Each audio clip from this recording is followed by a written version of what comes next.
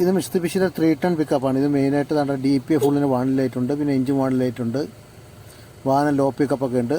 നമ്മളിപ്പോൾ സ്കാൻ ചെയ്ത് നോക്കിയാൽ മെയിനായിട്ട് 4 കോഡാണ് കിട്ടിയിട്ടുള്ളത്. 372616 DPF ഫുള്ളിന് പാർട്ടിക്കുലർ ഫിൽറ്റർ നോട്ട് ഓക്കെ എന്നുള്ളതാണ്. പിന്നെ 1074 എഞ്ചിൻ ബ്രേക്ക് ഷോർട്ട് സർക്യൂട്ടാണ്. പിന്നെ കാണുന്ന 520361 എഞ്ചിൻ ബ്രേക്ക് സോളിനോട് അല്ലെങ്കിൽ ഇലക്ട്രിക്കൽ ഇഷ്യൂസാണ്. പിന്നെ 520359 എഞ്ചിൻ ബ്രേക്കിൽ സോളിനോട് ഡിഫക്റ്റ് 4 കോഡാണ് കാണുന്നത്. നമ്മൾ വന്ന് DPF ക്ലീൻ ആക്കാനായിട്ട് നോക്കി. DPF ഫുള്ളതിൻ്റെ പേരിലാണ് DPF ക്ലീൻ ആക്കാൻ നോക്കിയത്. ഇപ്പോൾ DPF ക്ലീൻ ആവുന്നില്ല. അപ്പോൾ നമുക്ക് എന്താ ചെയ്യാന്ന് വെച്ചാൽ ഒന്ന് കോഡുകളെല്ലാം ഇറേസ് ആക്കിയതിന് ശേഷം നമുക്കൊന്ന് DPF ക്ലീൻ ആവുമെന്ന് നോക്കാം.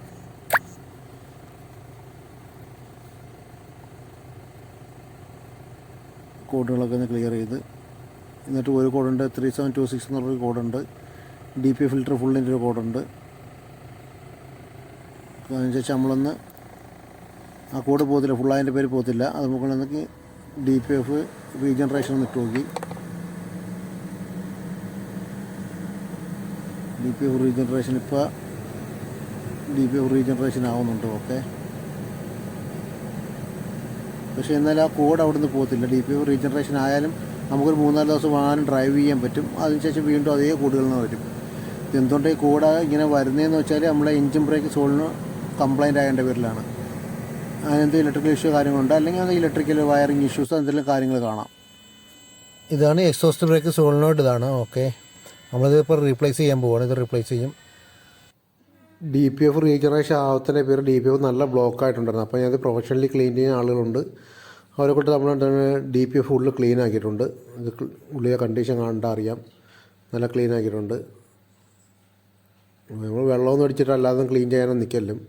അത് പ്രൊഫഷണലി ക്ലീൻ ചെയ്യുന്ന ടീമുകളുണ്ട്. അവരെ കൊടുത്തു കഴിഞ്ഞാൽ അവർ നല്ല പ്രോപ്പറായിട്ട് ക്ലീൻ ചെയ്ത് തരും. ഇത് ക്ലീൻ ചെയ്തതിന് ശേഷമുള്ള കണ്ടീഷനാണത്. DPF ബ്ലോക്കും കാര്യങ്ങളും ഒന്നുണ്ടെങ്കിൽ എഞ്ചിൻ ഒന്നും ഇല്ലെന്നുണ്ടെങ്കിൽ എഞ്ചിൻ നല്ല കറക്റ്റായിട്ടുള്ള പെർഫോമൻസും കാര്യങ്ങളും എല്ലാം കിട്ടുന്നതാണ്.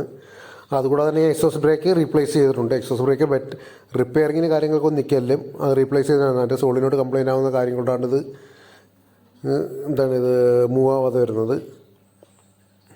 ഓക്കെ, എക്സോസ് ബ്രേക്ക് വർക്കായാൽ മാത്രമേ ഈ ഗിയർ റീജനറേറ്റ് ആവത്തുള്ളൂ. അതിനുശേഷം ഈ റീജനറേഷൻ എടുക്കുക, അതായത് 20-22 മിനിറ്റ് റീജനറേഷന് വേണ്ടിയിട്ട് എടുക്കും. അതിനുശേഷം നമുക്ക് നോക്കാം വാണിംഗ് ലൈറ്റ് ആക്റ്റീവ് ആണോ ആക്റ്റീവ് അല്ല എന്നുള്ളത് നമുക്ക് ചെക്കാക്കി നോക്കാം. നമുക്ക് വേണമെങ്കിൽ മാനുവലി DPF ക്ലീനിങ് ചെയ്യാവുന്നതാണ്. എൻ്റെ സ്കാൻ ടൂൾ ഉണ്ട്, ഞാൻ സ്കാൻ ടൂൾ ത്രൂ അങ്ങ് ചെയ്തു എന്നുള്ളത് മാത്രമേ ഉള്ളൂ.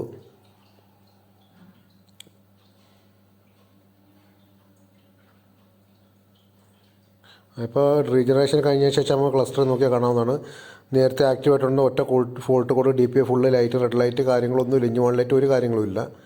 നമുക്ക് റോഡ് ടെസ്റ്റ് കൂടെ കഴിഞ്ഞ് കഴിഞ്ഞാൽ വണ്ടി നമുക്ക് നല്ല സെയിം പെർഫോമൻസും കാര്യങ്ങളെല്ലാം ആവും. Okay, thanks for watching.